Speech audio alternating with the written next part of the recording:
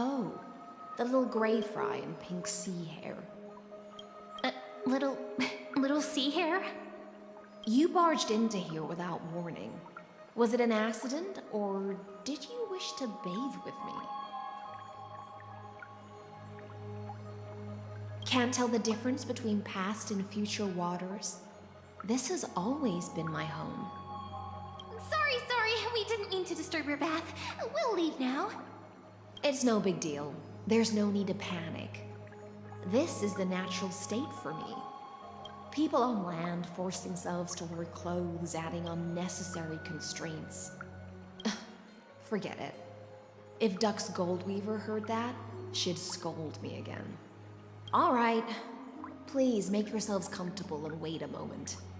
Let me first wash off the blood of the hunt, and then I'll attend to you two.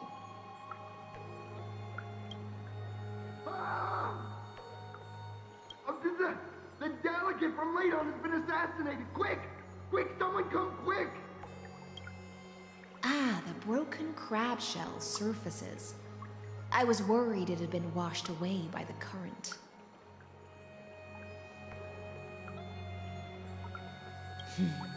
Viciousness is a form of praise to the blade. I see. No wonder there was a faint smell of rust in the air before I even entered. Why? Is it because the Ladonians refused to contribute troops to the Flame Chase journey? Or just because they offended the Imperator? Because the new era of the Flame Chase doesn't tolerate stagnant blood. For the ignorant masses who cling to outdated laws, only bloodletting can wake them up.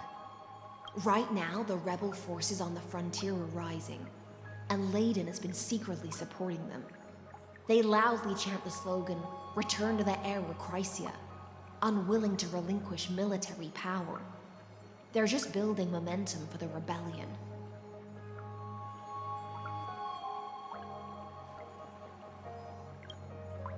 Thinking is a right given to citizens by the Imperator. I won't interfere with your thoughts. As long as you don't try to reverse the current of the times, you and I will both be free. But, Miss Hysealans, I can't even hear the slightest hint of joy in your words. Because I've already tasted ultimate freedom. Long ago, I lived in the sea. In that lightless abyss, far beyond civilization's reach, the great fish consumed the small. And when the great fish perished, their bodies became sustenance for the newborn, nourishing the whole ocean. This is the tide that carries civilization forward. Anyone may be devoured, or meet the fate of inevitable decay. Are you suggesting that ultimate freedom is in fact the cruelest fate for life? I only mean that if life wishes to preserve its dignity, it must first be bound by the law. There's no need for me to say more, little sea hare. We're of one mind. Whether the Imperator's law can guide the schools of fish and lead us to a truly free ocean, let us wait and see. But for now, let's pause this heart-to-heart. Another fish has come, following the scent of blood. This is Fagusa's dew of divine blood, the sweetest of all the 12 bottles. On the night before such a historical event, I'd like to share this marvelous drink with the deliverer. Doesn't this count as bringing in outside food? I knew that security check was targeted at us. What's the matter, guests? Oh, we're simply overwhelmed by such an honor. Are you worried that I might have poisoned the dew? Well then, let me prove my innocence.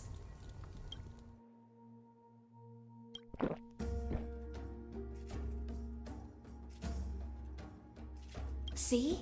It's completely safe. I feel like Miss Hysealans wants to talk to us about something. Why don't we go along with her for now? Worry not. Honeydew's not alcohol. It won't get you drunk. On the contrary, it can make your mind even sharper. Please, have a taste. Would you like some too, little sea air? I can drink it myself. I don't want to lie to you, which is why I will not use her name. The third month of Amphorius is the month reserved for the Veil of Evernight. So, place me into your memory using the name Evernight for now. I'm happy to explain more, just not now. We might have a lot of time to ourselves, but Amphorius does not have that luxury. If we do not stop erudition and destruction, then the journey you've treasured so much will face the prelude to its obliteration. A countdown not in Amber eras, but in days, minutes, seconds. So, take this gift, this burning core flame, this footnote of a transaction. It contains hope, and the warmth of the entire world. Ripples of past reverie. She hid this fire in the long river of time, hoping that her wishes would transcend time to reach your hands in the future. Now, take it, and return with it, dear friend. Return to Amphorius, and overturn the final Era Nova. Witness the time that stood still for the Deliverer, and the resistance that never bowed to the destiny of destruction over the long years that passed in a flash. Then, with this core flame blessed by the remembrance, respond to their hopes and blaze a trail to the future. And I will silently watch in a corner of time, waiting for our next encounter. I bore my sister's dreams upon my back, took on a graceful human form, and hoped to find a grand celebration on the shore. My fins became legs, my scales became skin, and the sea foam on my body became a shimmering gown. But when I stepped onto land, there were no festivals with honey brew, nor poets plucking harps. Only silent death, drifting gently along the river of souls. When she fulfilled her wish, she only found Styxia to have already repeated the mistakes of previous cycles, and was swallowed by death. Look! Aren't my hands pretty now? What a fascinating feeling. Like countless memories all swelling up at once. What about you? What did you feel when we touched each other?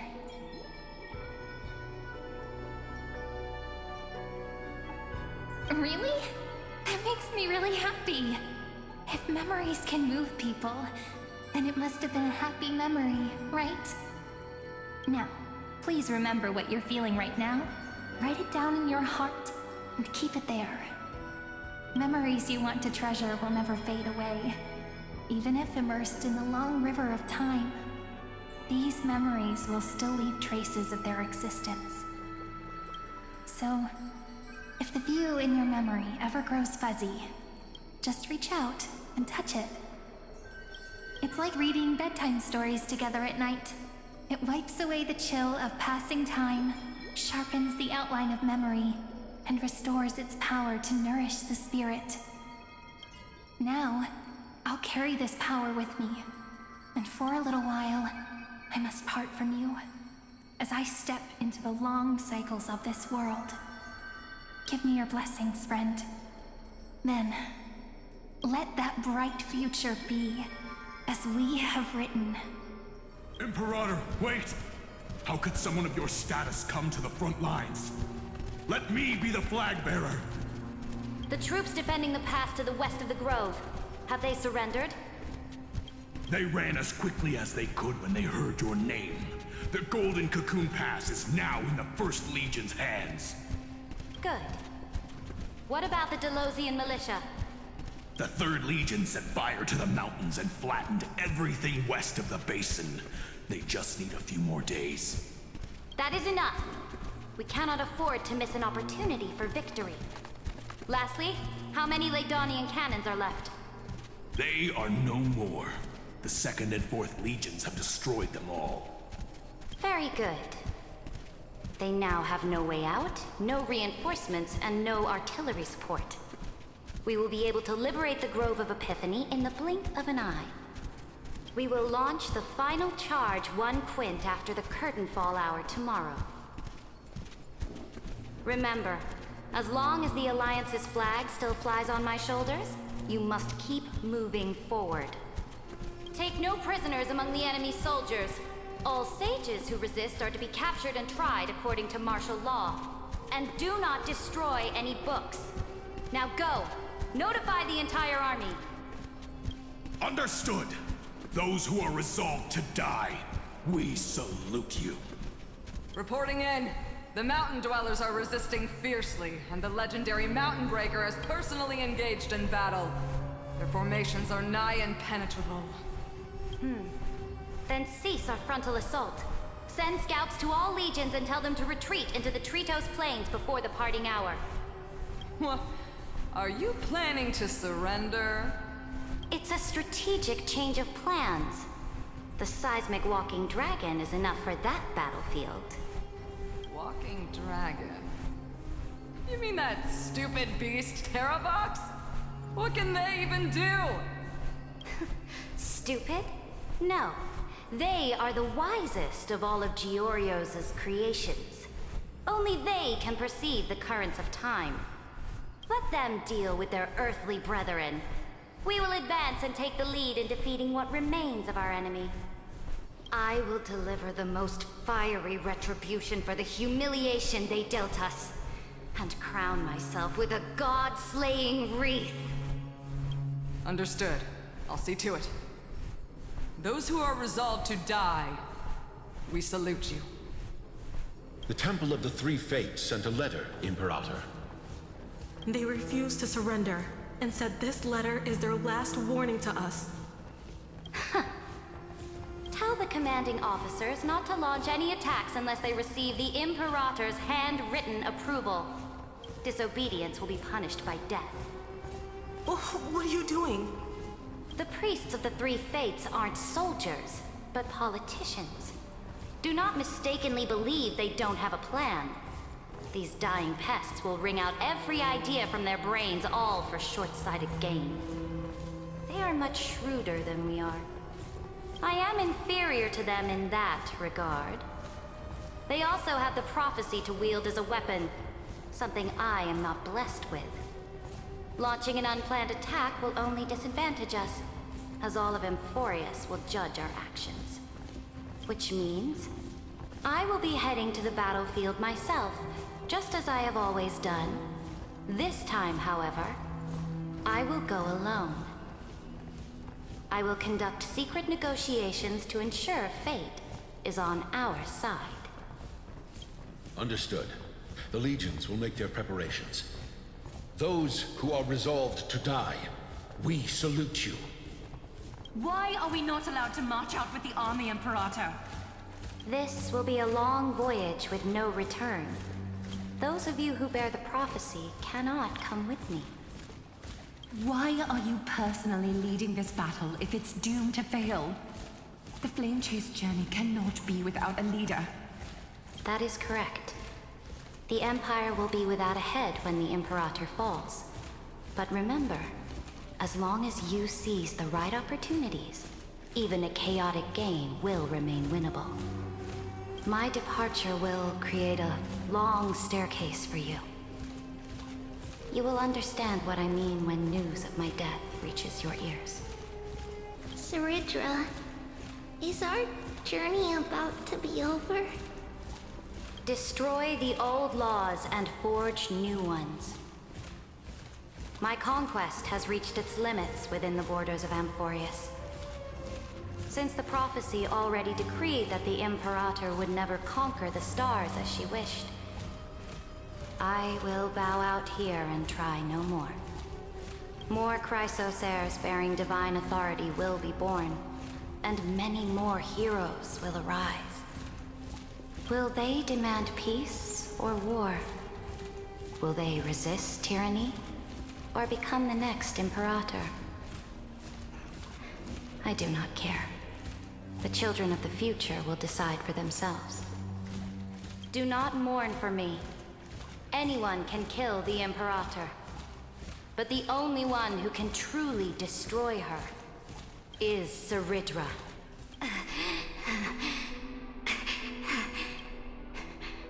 Because the law can be neither eternal nor unchallenged. And only humanity can pen laws into history's pages. Now, I have shattered the greatest law of Amphorius. The game is nearing its end. Dux Gladiorum.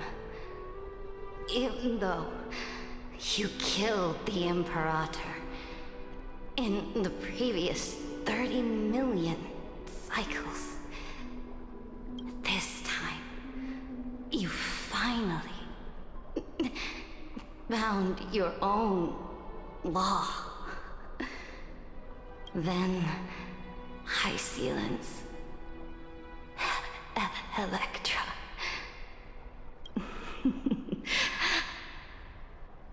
I will ask someone to deliver the prophecy's ocean at the boundaries of this world to you. Will you choose to swim into that ocean? I do not care. Do not care.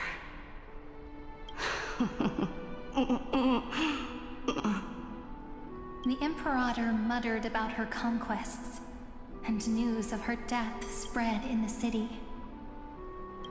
Freedom! Liberty! The tyrant is dead! Go! Shout this news in the streets! My people, my fellow elders, do not panic. Stand your ground. That usurper has paid for her ambition with her life. People once cheered for my ascension. And now they cheer for my fall. No matter. I am fond of applause.